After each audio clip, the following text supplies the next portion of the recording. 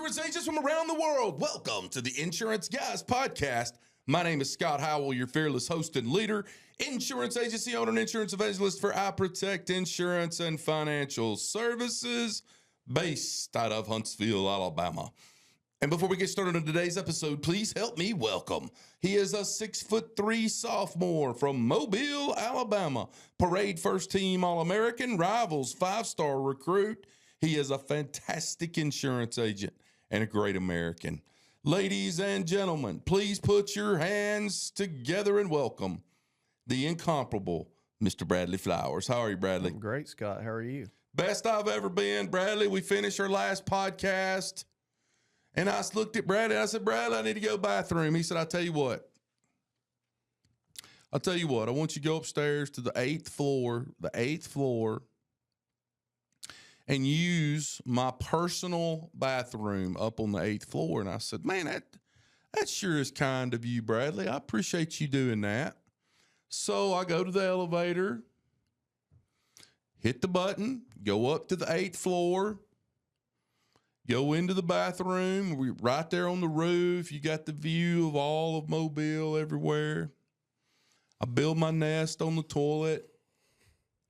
Unzip my britches, pull my pants down, sit down on the toilet, get my phone just the way I like it. This is very detailed. Look at some TikTok, maybe even look at a little Twitter. And about that time, I hear voices, and those voices are getting louder. And I hear footsteps coming up the stairs. And then the voices get really loud. And I'm listening, and I hear this lady going, yeah, and you go out here, and this is that, and we built this. And then this guy simultaneously goes, what's in here? Door starts jiggling. Hey. I gave him the obligatory, somebody's in here. So that was my experience of using your personal bathroom, and I just Bradley. finished telling you nobody goes up there. No, Scott, listen, nobody ever goes up to my personal Hardly bathroom. Ever. The only time they're going up there is if they're doing a tour for a new resident. And 1,000,000% that's what was going on. So that's hilarious. Came back downstairs, stood up, zipped my britches up, came downstairs, came down here to the first floor, walked outside, and I gathered all the landscapers that were here today to run their Husqvarna blowers outside our window. Maybe tell that backstory. It never fails. Whenever we're podcasting, 100%. They're here doing the lawn. Get all the landscapers together. I said, guys, I got one request today. I own this building. Did you really say that? 100%. I got one request today. And I don't ask much from y'all. Y'all do a hell of a job blowing. But do you see that sidewalk right there? Every time I come over here and I walk down that sidewalk, my head hits these crepe myrtle branches with berries on them that's hanging out over the sidewalk. Because they do. When I came in here, Bradley, them sons of bitches were getting gone. Okay. So I have really solved your crepe myrtle branch problem out on the sidewalk. To blow outside the window. No, I didn't do that. I've gotten to where that's been going on for so long. I'm used to that now. Mm-hmm. So here's the question of the hour. I took a picture of the truck. Would you like to live on the broadcast me call the landscape service and see if they'll let you write their insurance? No, I'm good. You sure? I don't do landscapers. That's a big outfit right here. Bay Landscaping. Yeah. BAY Landscaping. I think the landscaper. I know one class, you got insured. Yeah. The landscaper class, I think, is the worst class of business you can write because about 90% of them pay all their employees under the table. They're on the road 24/7 because that's just the nature of the business. 100%. So you have an increased risk there for accidents. Mm-hmm. They never schedule their equipment right because they're buying and selling equipment all the time. They don't forget to add a mower or take one off, do they? Exactly. And usually you're dealing with someone that thinks insurance is a scam. Right. So not my cup of tea. We stay away from landscapers. So we talked earlier, a few podcasts ago, today's my son's first day of school, college. Do you want to try to call him and just check it out? What kind of questions should we ask him about his very first day of college? Well, first of all, let's see if he'll answer. Let's see. We're going to get into insurance stuff, guys, in a minute, I promise. Yeah, no, well, yeah, we might, but we might not. Who knows? First day of college. We're calling my son, Wyatt Howell, first day of college. We're going to see how this goes. First, I got to take it off airplane mode. Smart move on my part. Hold on. Come on now. Here we go.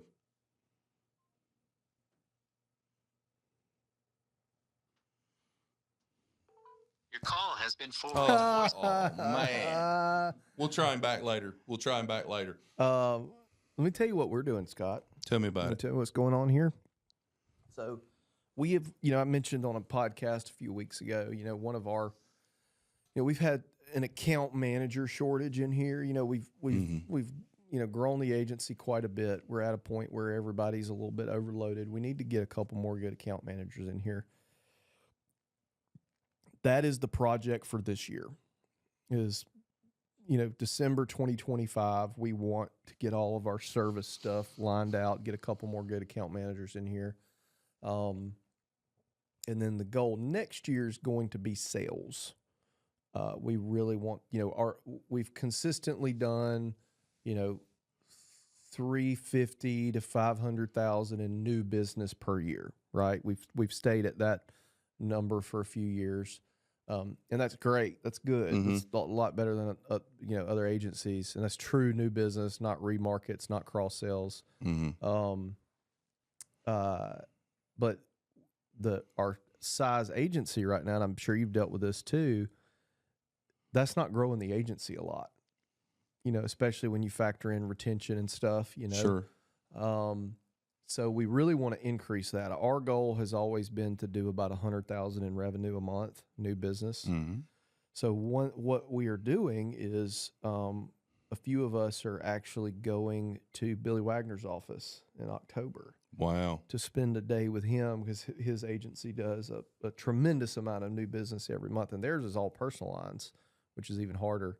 And we're going to spend a day learning from Billy, and what we need to do is we need to really nail down our new business process.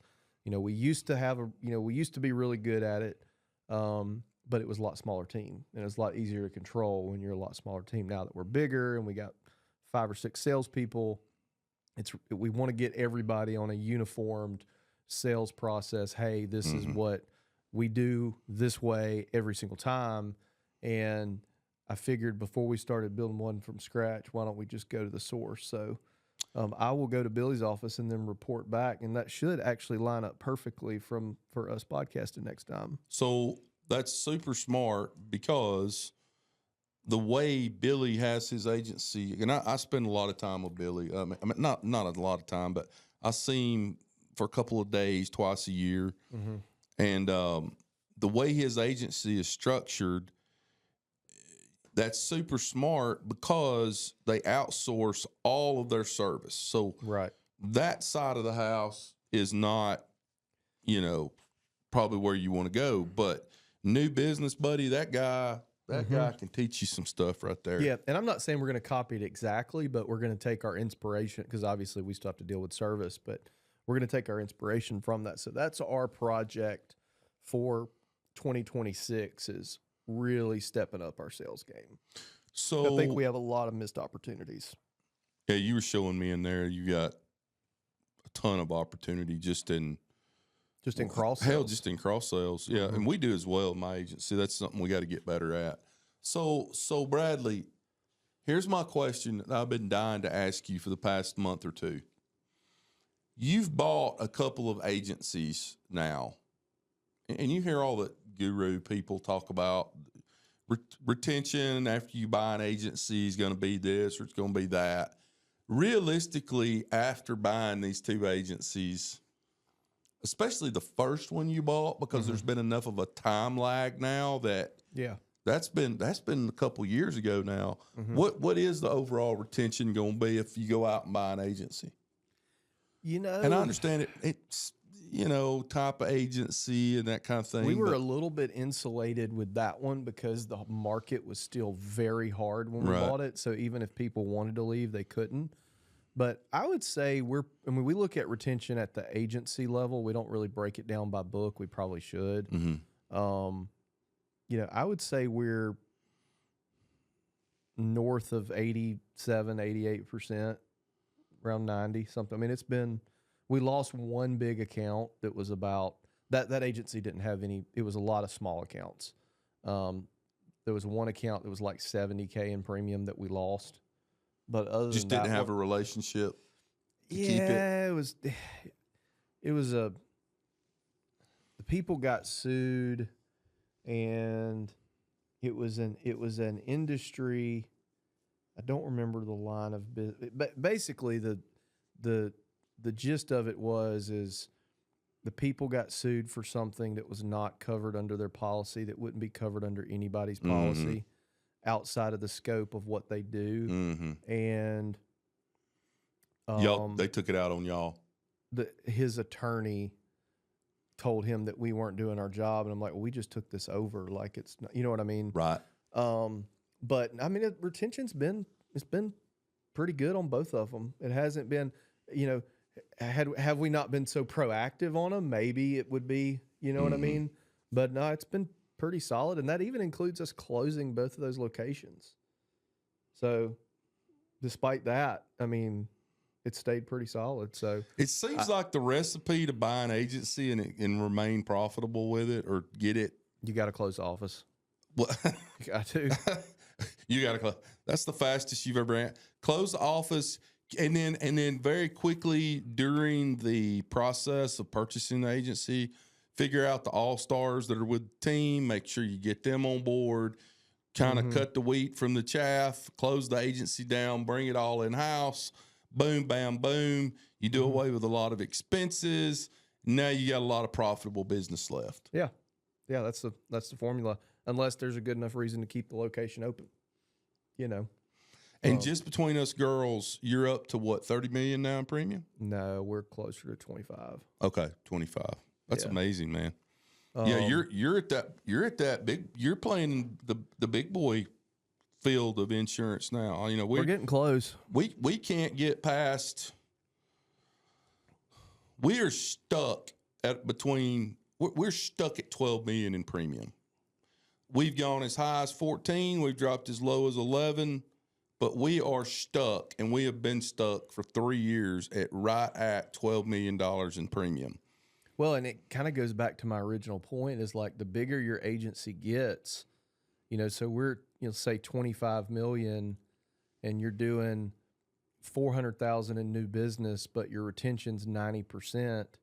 So you're losing 2.5, you're doing 4, you're only growing by $1.5 million. And that's what, that's kind of what we recognized is, and it may be the same deal with you, is like, okay, retention can't go above. Right. Like literally, retention can't go above 100%. I mean, I guess you're it on could. Candy Mountain if you think your retention's going to get like, well, we're at 85. I think we can get it to 95. Right. No, now there's things you can do to close the back door better. Yeah, but it's like we've got to increase our sales to keep growing, and that's why I think so many of these large shops, all they do is acquire, because that's the only way they can compound and actually grow. Because new business can be so hard. Our thing has always been, hey, we want to do organic growth and we want to do acquisitions. Right. Now, I'll tell you, it's probably, I've told people the next 24 months.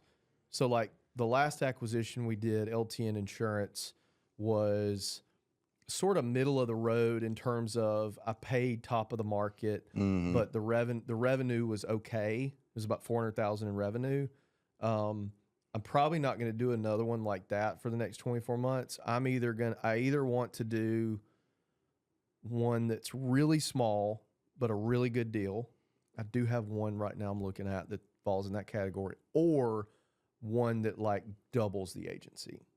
I'm only interested in those two. Either it's such a slam dunk, it doesn't even register, or it doubles the agency overnight. Yeah. Because those in between ones where it really doesn't make that much of an impact, and you're paying really good for it, it's Mm-hmm. kind of not worth it in the season of life we're in right now with the agency. You know what I mean?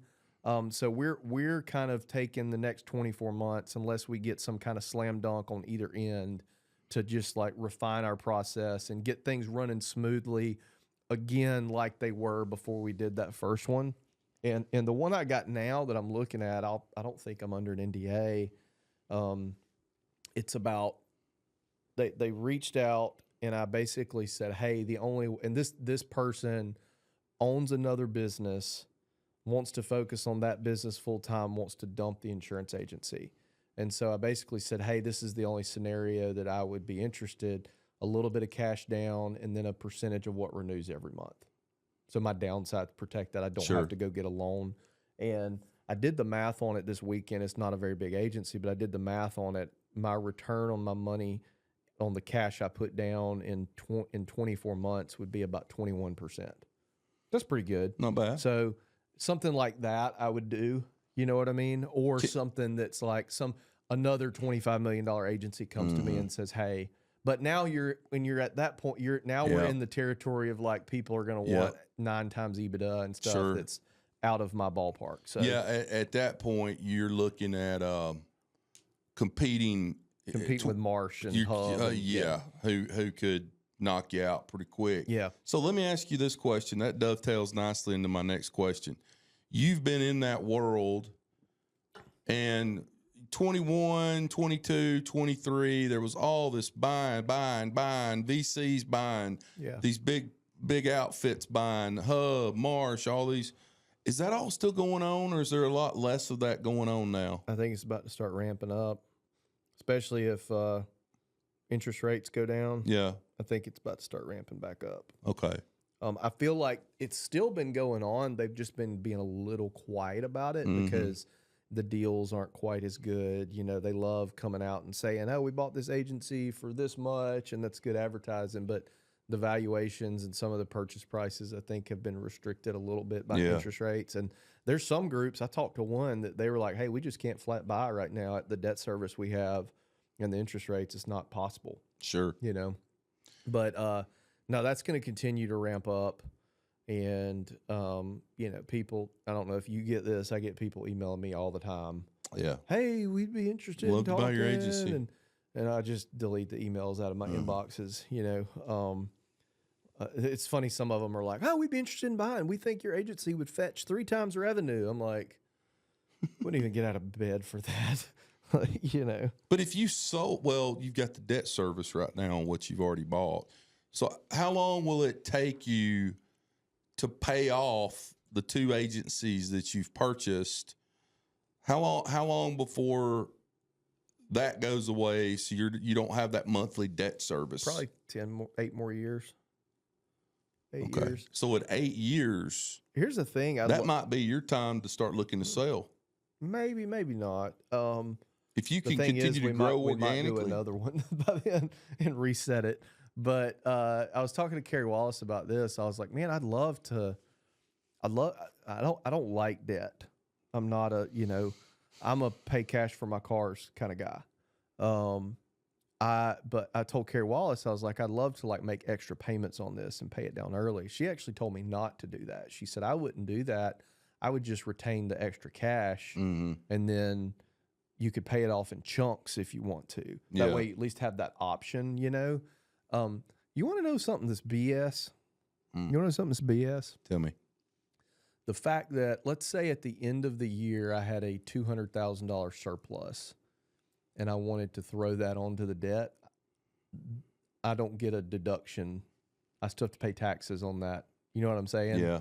Like, it's kind of like, it's like the IRS wants you to stay in debt, you know, because you would think, okay, let's say hypothetically the business made $200,000 and I wanted to take all my profit and throw it on the debt and make my taxes zero. I don't have zero taxes. I still have $200,000 in profit on paper. It's like, that's a bunch of malarkey. But anyway, December 31st, you can go buy a brand new 6,000-pound Land Cruiser, Land Rover for $150,000 and get a deduction. Because the government's in with the oil companies and the EV companies and all that. But yeah, I don't know. So I don't think we're going to try to pay it off early. I think we're just going to let it just make the payment. And all that. And I've got a real good relationship with Westfield, so they've been good to me.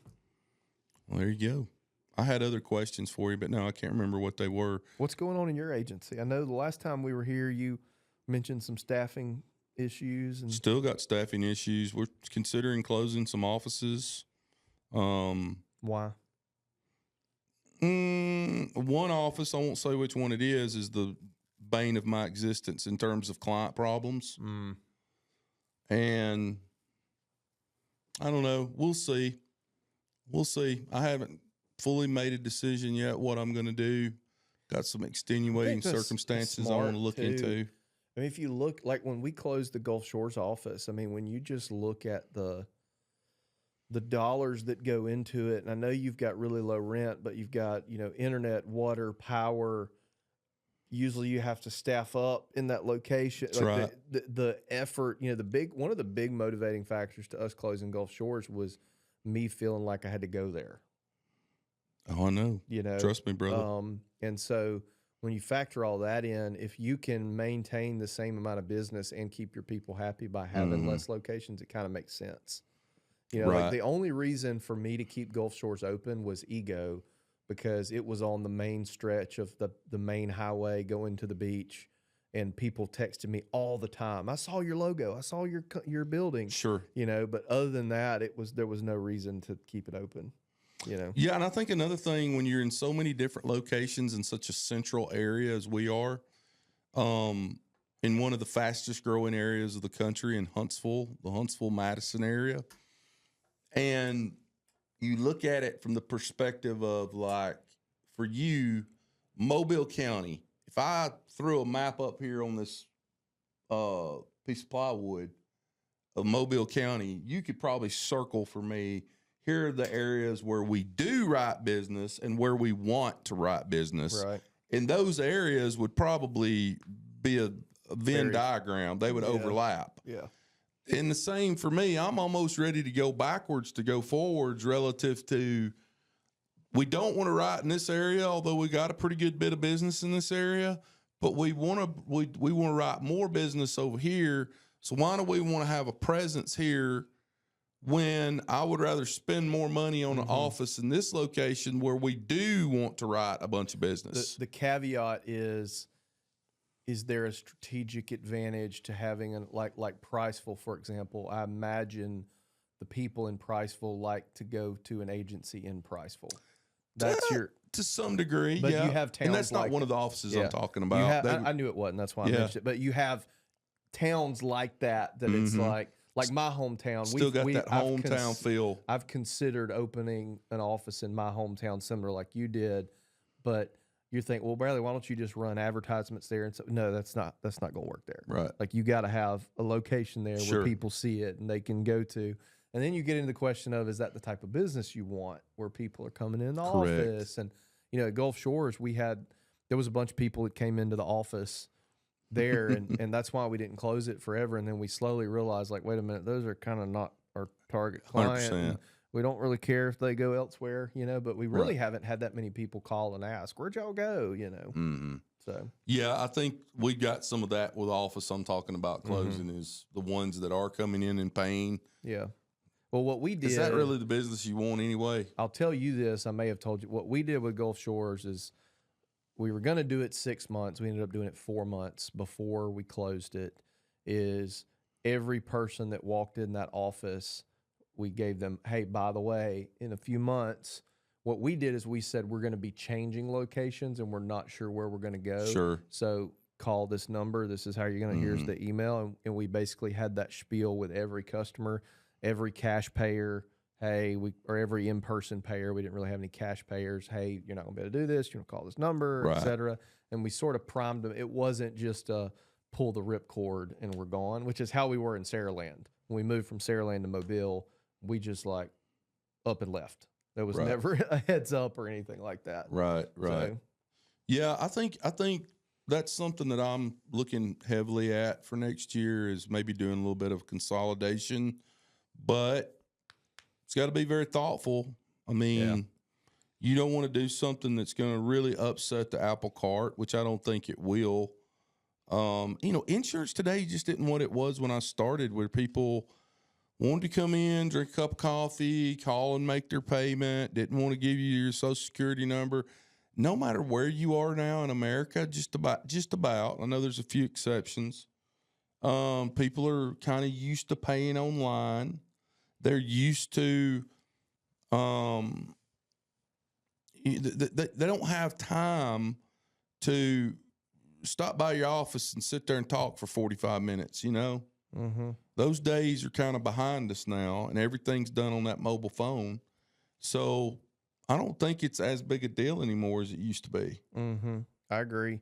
And you also have Huntsville. The Huntsville area has very technology savvy. Literal rocket scientists and stuff. Highest concentration of rocket scientists in the United States. Hey, here's some insurance news for you we could go over that actually plays right into your question. This is a big one. Arthur J. Gallagher Companies announced they completed the acquisition of Assured Partners, valued at $13.5 billion. Somebody got a big check. Let's see if they go into the structure. Because there's the thing with these deals, guys. When you see those big numbers like that, there's always stock involved. It's never $13 billion up front. Well, the same for these agents listening to this right now. If you're a small agency, if you grow your agency, you get up to $3 million annual in revenue, $5 million annual revenue, you can kind of back into the premium size of that or higher. Where Bradley's at now, just about guarantee that a big boy's probably going to buy you out, and whoever buys you out, your contract with them's not going to probably be stay on board for 6 months. It's going to be 3 to 5 years. There's going to be a stock purchase option available to you. You're going to have a little bit of stock, maybe a lot of stock, depending on how it's structured. But it's not going to be more than likely that you're going to sell it to your buddy down the street who's also got a local independent agency, and he's just going to pay you X number of dollars and you're going to walk away after 6 months. Mm-hmm. That's not going to happen anymore. And in fact, I hate to say this, like one of my mentors sold his agency. He did something similar to that in Hamilton, Alabama. And, I think the days are numbered of these agents that want to do this whole sell to the agency down the street stuff. I just don't think there's as much of that goes on anymore, unless you are a smaller agency, like some of the stuff you've bought and smaller. Those guys might still be willing to sell to a smaller agency because they're not getting inundated for sure with the Hubs and the Marshes and the Gallaghers and but buddy, you get up into that 20, 30, 40, $50 million in premium, $100 million in premium.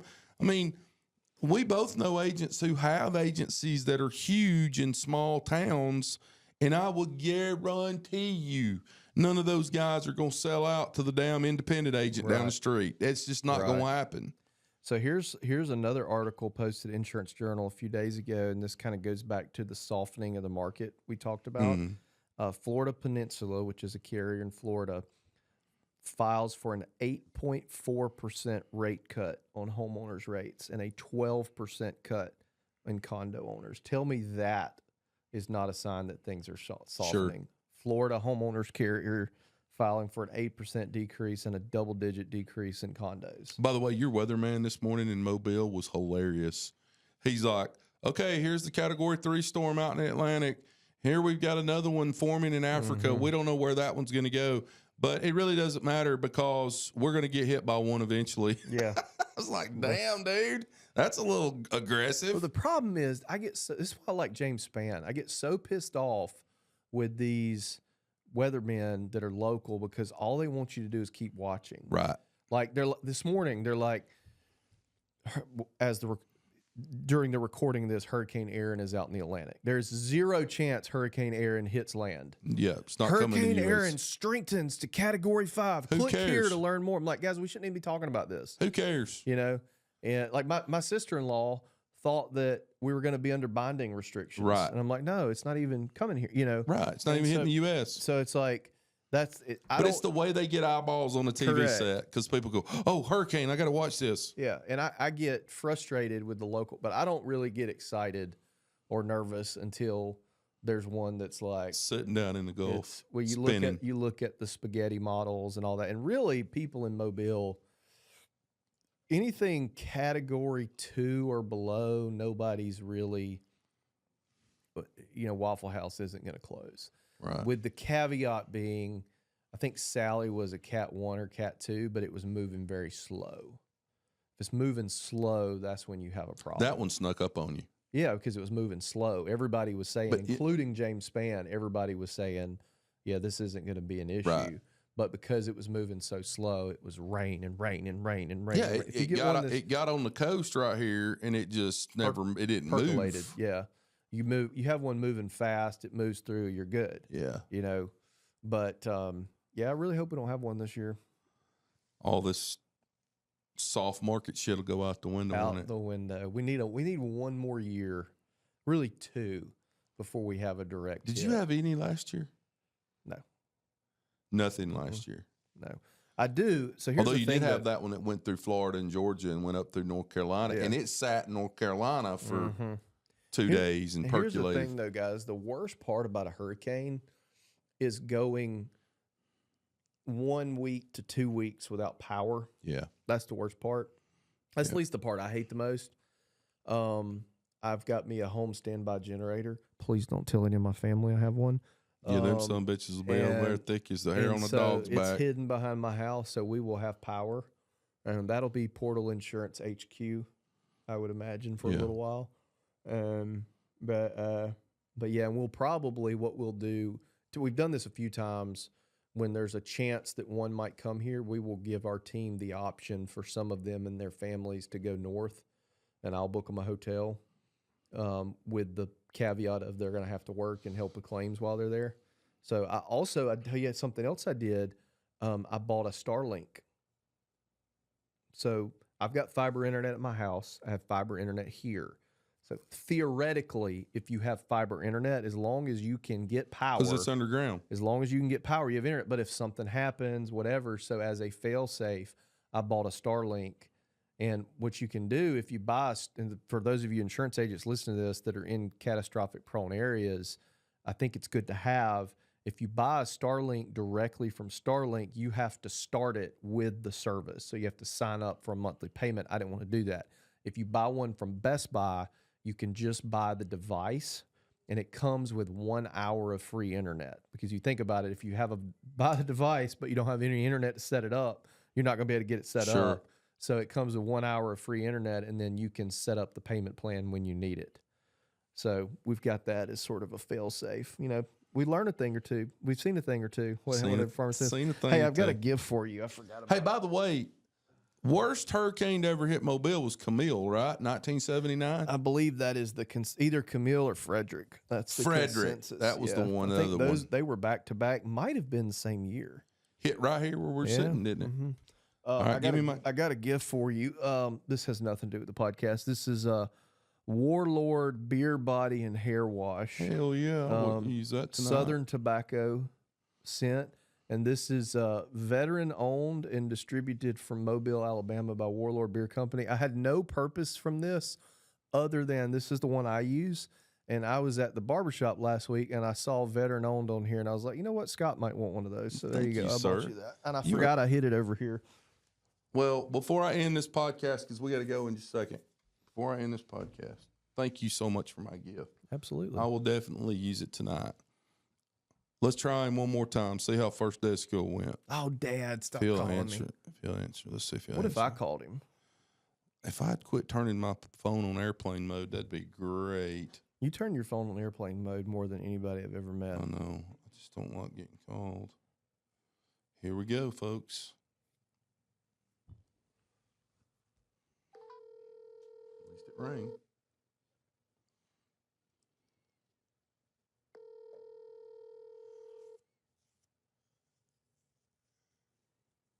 Let's see if he answers. Your call has been forwarded to voicemail. Damn it, man. Hey, I got something to show you on that note. So keep your phone out. So I've been testing out this new app. Okay.